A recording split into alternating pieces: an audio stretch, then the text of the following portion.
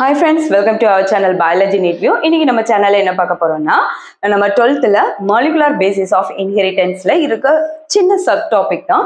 நம்ம DNA ஏற்கனவே பார்த்தாச்சு. ஸோ இன்னைக்கு நம்ம என்ன பார்க்க போறோம்னா RNA தான் பார்க்க போறோம். பாருங்க, ஃபர்ஸ்ட் RNA நம்மளுக்கு வந்து நியூக்ளிக் ஆசிட்ஸ்ல ரெண்டுன்னு உண்டுன்னு நம்மளுக்கு தெரியும். ஒன்னு DNA, another ஒன்னு சேரு RNA. ஓகே, ஸோ DNA நம்ம ஏற்கனவே கொஞ்சம் டீட்டெயில்டா நிறைய பார்த்தாச்சு. இப்போ நம்ம என்னன்னா RNA. இப்போ RNA பார்த்துக்கோங்க. RNAன்னு சொன்னோன்னு நம்மளுக்கு ஃபர்ஸ்ட் ஞாபகம் வர வேண்டியது என்னது அப்படின்னு கேட்டீங்கன்னா first genetic material. So இது கூட நீட்டுக்கு கேட்கலாம், which one is the first genetic material, DNA yeah RNA யா அப்படின்னு கூட கேட்கலாம். அப்போ RNA தான். அப்போ இப்போ நம்ம திங்க் பண்ணலாம், பாருங்க, RNA தான் ஃபர்ஸ்ட் வந்திருக்கு. பட் நம்மளோட ஜெனட்டிக் இன்ஃபர்மேஷனை டிரான்ஸ்ஃபர் பண்ணக்கூடிய மெயின் ரோல் யாரு? DNA பண்றாங்க. ஏன் இதுல RNA ஃபர்ஸ்ட் வந்தா அவங்க தானே பண்ணிருக்கணும், ஏன் அவங்க பண்ணல அப்படின்னு கொஞ்சம் நம்ம வந்து கன்ஃபியூஸ் ஆகுவோம். இது கன்ஃபியூஸ் ஆகாம இருக்கிறதுக்கு இதுல இருக்கக்கூடிய ஒரு ஸ்ட்ரக்சர் நம்மளுக்கு கண்டிப்பா தெரிஞ்சிருக்கணும். சரியா? இப்ப பாத்தீங்கன்னா ஒரு ஒரு இப்போ ஃபார் எக்ஸாம்பிள் DNA எடுத்துக்கோங்க. இது வந்து ரொம்ப ஸ்டேபிள், ஸ்ட்ரக்சரலையும் ஃபங்க்ஷனலாகவும் இவங்க ஸ்டேபிளா இருக்கிறதுனால மட்டும்தான் இவங்க நம்ம வந்து என்னது ஜெனட்டிக் மெட்டீரியலை டிரான்ஸ்ஃபர் பண்றாங்க.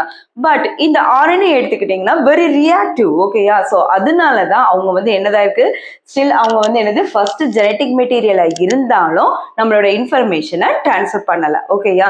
ஏன்னா இவங்க வந்து ரியாக்டிவா இருக்காங்க. ஸோ அது எதனால அவங்க ரியாக்டிவா இருக்காங்க? DNA ஏன் ஸ்டேபிளா இருக்குது, இவங்க ஏன் அன்ஸ்டேபிளா இருக்காங்க? ஸோ இதுக்குள்ள ரீசன் தெரியணும்னா just you look at this image. பாருங்க, இதுல DNA இருக்கு, RNA இருக்கு. ஓகே, DNA deoxyribonucleic acid, கரெக்டா? அப்ப இது பென்டோஸ் சுகர். அப்ப பாருங்க, கார்பன் 1 2 3 4 5. ஓகே, 5 கார்பன் இருக்குது. இதுல பாருங்க, இதுலயும் அப்படிதான். ஓகே, இவங்க வந்து deoxyribonucleic acid, deoxy. அப்ப அதுல ஏதோ ஒரு இடத்துல ஆக்சிஜன் மாலிகுல் கம்மியா இருக்கும், அதனாலதான் deoxy. இவங்க என்னது ரிபோநியூக்ளிக் ஆசிட். பாருங்க, இல்ல செகண்ட் கார்பன்ல பாருங்க, இங்க ஹெச்னு இருக்காங்க. ஆக்சுவலா இங்க OH வந்திருக்கணும். ஓகேயா? ஆனா O வந்து இங்க வந்து ரிமூவ் பண்ணதுனாலதான் இதுல என்னது deoxyribonucleic acid. இங்க பாருங்க, இங்க செகண்ட்ல RNAல செகண்ட் கார்பன்ல OH வந்திருக்கு. சரியா? சோ இங்க பாருங்க, செகண்ட்லயும் OH, தேர்ட்லயும் OH இருக்குது. ஓகே, சோ இந்த ரெண்டுமே என்னன்னா ஃபங்க்ஷனல் குரூப், அதாவது ரியாக்டிவ் குரூப் நீ சொல்லுவோம். சோ இவங்க யாரு கூட என்ன பண்ணிடுவாங்க, ரியாக்ட் பண்ணிடுவாங்க. இங்க பாருங்க, தேர்ட்ல ஒரு OH இருக்காங்க. இந்த OH யாரு கூட கம்பைன் பண்ணியிருப்பாங்க, இவங்க மற்ற யாரு கூடயுமே என்னது கம்பைன் பண்ண மாட்டாங்க. ஸோ இவங்க யாரு கூடனா இதே மாதிரி அடுத்தது ஒரு சுகர், DNA அந்த சுகர்ல இந்த 5th கார்பன்ல ஒரு பாஸ்பேட் குரூப் ஆட் ஆயிருக்குல்ல, இந்த பாஸ்பேட் குரூப் கூட யாரு, இந்த OH வந்து ஜாயின் பண்ணியிருப்பாங்க. ஸோ வெளியில் உள்ள யாரு கூடயுமே கனெக்ஷன் இருக்காது. அதனாலதான் இவங்க structurally and functionally stable product யாரு, நம்ம DNA. ஓகேயா? ஸோ எந்த இடத்துல சேஞ்சஸ் இருக்கு அதை நம்ம நோட் பண்ணிக்கலாம். ஓகேயா? இதனாலதான் RNA வந்து ஃபர்ஸ்ட் ஜெனட்டிக் மெட்டீரியல்ல இருந்தாலும் நம்ம இன்ஃபர்மேஷனை டிரான்ஸ்ஃபர் பண்ணக்கூடிய ரோல் ஸ்டேபிளா இருக்கக்கூடிய ஒரு பர்சனுக்கு தான் இருக்கும். அந்த பர்சன் யாரு? DNA. ஓகே, இப்ப அடுத்தது பாத்தீங்கன்னா RNA எடுத்துக்கிட்டீங்கன்னா இது வந்து பாலிமர் ஆஃப் நியூக்ளியோடைட்ஸ். அப்போ DNAயும் என்னதான் பாலிமர் ஆஃப் நியூக்ளியோடைட்ஸ். கரெக்டா? இதுவும் பாலிமர் ஆஃப் நியூக்ளியோடைட்ஸ், RNAயும் பாலிமர் ஆஃப் நியூக்ளியோடைட்ஸ். அப்ப ஏதோ ஒரு இடத்துல கண்டிப்பா ஒரு சின்ன சேஞ்சஸ் இருக்கும்ல. எஸ், அது எந்த இடம் அப்படின்னு பாத்தீங்கன்னா பாருங்க, இதுல நைட்ரஜன் பேசஸ் நம்மளுக்கு தெரியும், பியூரின்ஸ் அண்ட் பைரிமிடின்ஸ். ஓகேயா? இல்ல பியூரின்ஸ்ல அடினைன், குவானைன், பைரிமிடின்ஸ்ல சைட்டோசின், தையமின்க்கு பதிலா RNAல இருக்கிறது யாரு? யுராசில். ஓகேயா? சோ இதுல காம்பினேஷன் எப்படி இருக்கும்னா DNAல AT நம்ம அந்த இது வந்து நம்ம ஏற்கனவே ஃபர்ஸ்ட் DNAல உள்ள ஸ்ட்ரக்சர் பார்க்கும்போதே சொல்லியிருக்கோம். அது தெரியலன்னா ஜஸ்ட் அங்க போய் ஒருக்கா ரீகால் பண்ணிக்கோங்க. பாருங்க, ஆனா இங்க வந்து RNAல Tக்கு பதிலா A வந்து ஆல்வேஸ் ஜாயின் வித் யுராசில் கூட ஜாயின் பண்ணியிருப்பாங்க. இதுதான் DNAக்கும் RNAக்கும் உள்ள இம்பார்ட்டன்ட் வேரியேஷன். ஓகே, சைட்ல நோட் பண்ணி வச்சுக்கோங்க. தென் அதுக்கு அடுத்தது பாத்தீங்கன்னா RNA. இப்ப DNA நம்மளுக்கு என்னது double stranded, double helical. Okay, அது நம்மளுக்கு நல்லாவே தெரியும். பட் RNA எப்படி அப்படின்னா சிங்கிள் ஸ்ட்ராண்டட் மாலிகுல் தான் யாரு? RNA. ஓகேயா? DNA double stranded helical structure, RNA single stranded. அப்ப இந்த RNA double stranded இருக்குமா? Yes, இருக்கும். சில organism, especially virusல RNA நம்ம double stranded RNA, some viruses that possess என்னது double stranded RNA. அடுத்தது பாத்தீங்கன்னா RNA யோட types. நார்மலா RNA ல நம்மளுக்கு 3 types இருக்கு. ஓகேயா? இது என்னன்னா அதோட ஃபங்க்ஷனை பொறுத்து நம்ம சொல்லலாம். mRNA, ribosomal RNA, ribosomal RNA, tRNA, transfer RNA. Okay, இதெல்லாம் mRNA யோட ஃபங்க்ஷன் என்னது? நம்மளுக்கு சென்ட்ரல் டாக்மா ஆஃப் த செல் நல்லாவே தெரியும். ஃபர்ஸ்ட் DNA வந்து எதுவா மாறுது? mRNA யா என்னது மாறும். So this process வந்து transcription. ஓகேயா? DNA mRNA மாறும். mRNA இன்ஃபர்மேஷனை எங்க எதுவா கன்வெர்ட் பண்ணுது? புரோட்டீனா என்ன செய்யும்? கன்வெர்ட் பண்ணும். ஸோ DNA வந்து இந்த புரோட்டீனை ப்ரிப்பேர் பண்ணணும், ரெடி பண்ணணும்னு உள்ள இன்ஃபர்மேஷனை நம்மளுக்கு டிரான்ஸ்ஃபர் பண்ணக்கூடிய ஆள் யாரு? மெசேஜ் பண்ணக்கூடிய ஆளு மெசேஞ்சர் RNA. ஓகே, அப்ப மெசேஞ்சர் RNA-யோட ஃபங்க்ஷன் என்ன? டிஎன்ஏல இருந்து யாரு புரோட்டீன் சிந்தசிஸ் ஆகணும். இந்த புரோட்டீன் சிந்தசிஸ் ஆகக்கூடிய இன்ஃபர்மேஷனை டிரான்ஸ்ஃபர் மெசேஜ் பண்ணக்கூடிய மாலிகல் தான் மெசேஞ்சர் RNA. ஓகே, அப்ப ரிபோசோமல் RNA யாரு அப்படின்னு கேட்டீங்கன்னா இவங்க ஒன்லி ஃபார் என்னது புரோட்டீன் சிந்தசிஸ்ல என்ன பண்றாங்க? இன்வால்வ் ஆகுறாங்க. ஸோ இப்ப புரோட்டீன் சிந்தசிஸ்ல ஒரு ப்ராசஸ் இருக்குல்ல, இந்த இடத்துல வரக்கூடியது யாரு? Ribosomal RNA. இப்ப அதுக்கு அடுத்த tRNA டிரான்ஸ்ஃபர். இப்ப புரோட்டீனா நம்மளுக்கு தெரியும், it is the combination of amino acids. சரியா? ஸோ இந்த அமினோ ஆசிட்ஸ் சைட்டோபிளாஸ்ட்ல அங்க இங்கேயுமா இருப்பாங்க. இவங்களை எல்லாத்தையும் சேர்த்து ஒரு இடத்துல கொண்டு வரக்கூடிய என்னது ஒர்க் யார் பண்றாங்கன்னா tRNA பண்றாங்க. சரியா? That one is transfer amino acids. So இந்த பேசிக் கான்செப்டை RNA-யோட சைட்ல நோட் பண்ணிக்கோங்க. ஓகே, இப்ப பாருங்க mRNA நம்ம பார்க்கலாம். mRNA-யோட அதோட ஸ்ட்ரக்சர் எப்படி இருக்கும் அப்படின்னு நம்ம பார்க்கலாம். பாருங்க, mRNA, the term mRNA was first coined by Jacob and Monod in the year 1961. Okay, ஞாபகம் இருக்கட்டும், ஜேக்கப் அண்ட் மொனாட். இந்த ஜேக்கப் அண்ட் மொனாட் அவங்களுக்கு வந்து என்னன்னு நிறைய நாள் இதை பத்தி ரிசர்ச் பண்ணும்போது ஒரு சின்ன டவுட், இதை பத்தின ஸ்டடிஸ் இருந்துட்டே இருந்துச்சு. DNA புரோட்டீனை செக்ரேட் பண்றதுக்கு இந்த இன்ஃபர்மேஷனை டெவலப் பண்றாங்க. பட் புரோட்டீன் செக்ரேட் பண்ணக்கூடிய இடம் யாரு? RNA-ல, ரிபோசோமல் RNA-ல என்னது புரோட்டீன் வந்து ரிபோசோம்ல இந்த செக்ரேட் ஆகுது. ஓகேயா? அப்போ இந்த இடையில DNA-ல இருந்து இன்ஃபர்மேஷனை இங்க கொண்டு வரக்கூடிய ஆள் யாரு? அப்படி ஒரு ஸ்டடி பண்ணும்போது அவங்களுக்கு கிடைச்ச இன்ஃபர்மேஷன் தான் mRNA. Okay, messenger RNA. தென் அதுக்கு பிறகுதான் இவங்க அதுக்கு mRNA ஒரு நேம் வந்து என்ன பண்ணாங்க?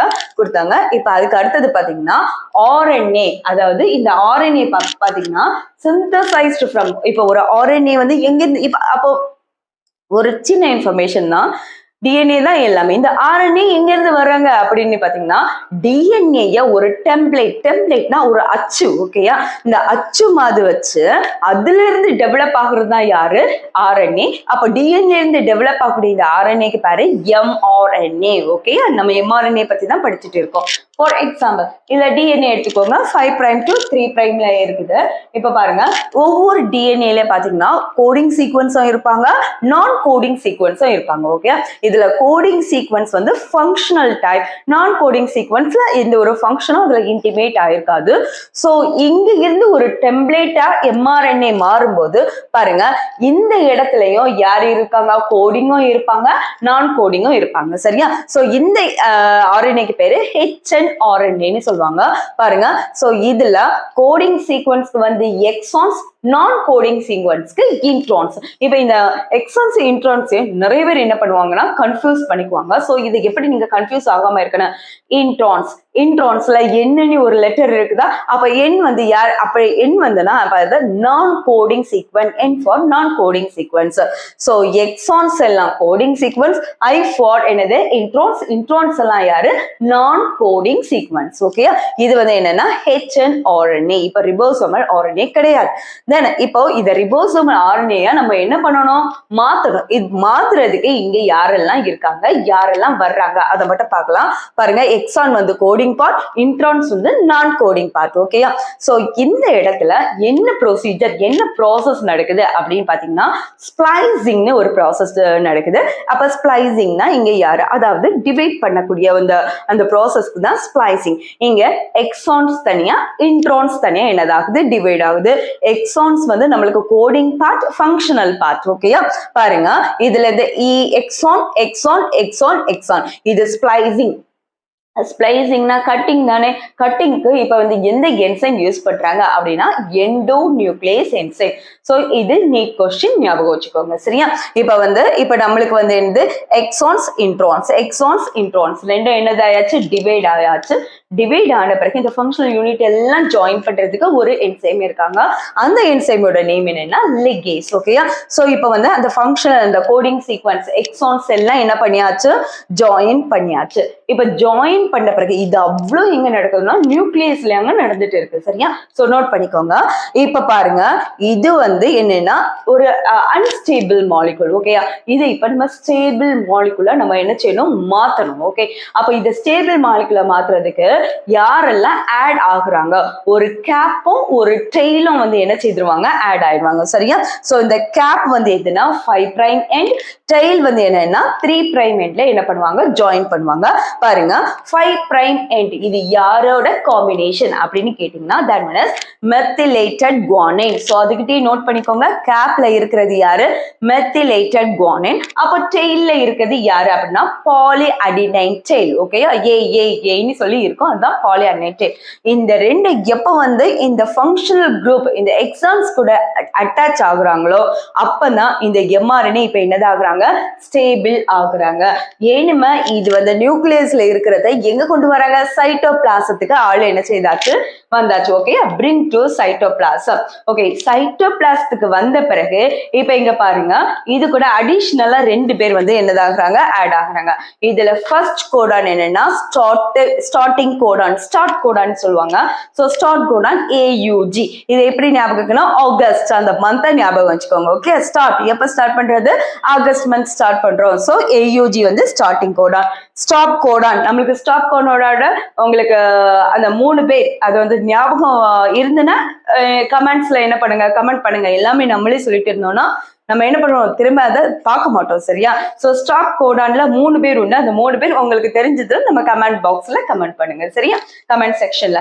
இனி அதுக்கு அடுத்தது பாத்தீங்கன்னா இந்த ஸ்டார்ட் கோடானும் ஸ்டாப் கோடானும், இது ஸ்டார்ட் கோடான் எங்க இருக்கும், 5 பிரைம் எண்ட், ஸ்டாப் கோடான் இங்க 3 பிரைம் எண்ட்ல இருக்கும். ஓகேயா?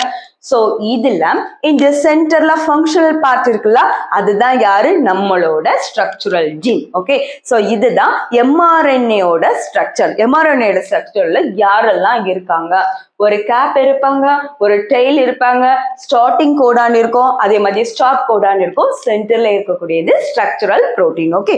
இந்த ஸ்ட்ரக்சுரல் ஜீனை எடுத்துக்கிட்டீங்கன்னா இப்ப இந்த mRNA ஒரு சின்ன எக்ஸாம்பிள் தான். இப்ப ஃபார் எக்ஸாம்பிள் நம்மளுக்கு ஒரு 50 புரோட்டீன்ஸ் வந்து என்னது ப்ரொடியூஸ் பண்ணணும். அப்போ இந்த 50 புரோட்டீன்ஸ்க்கும் ஒரே mRNA போதுமா? நோ. ஏன்னா இவங்க வந்து என்னது, அன்ஸ்டேபிள், அதாவது ஷார்ட் லிவ்டு புரோட்டீன். ஓகேயா?